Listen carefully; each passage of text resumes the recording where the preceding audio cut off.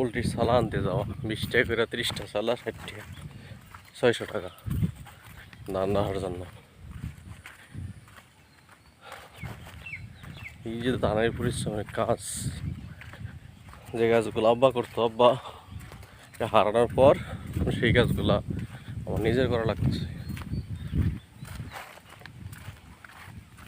পোলট্রির খাদ্যর সালা খালি সালা 20টা পিস আনা, গত এক সপ্তাহ আগে আনছিলাম 30টা 500 দেওয়া, আজকে আবার 30টা এলো রাখলো 600, 1100 টাকা সালা আনা 60 পিস।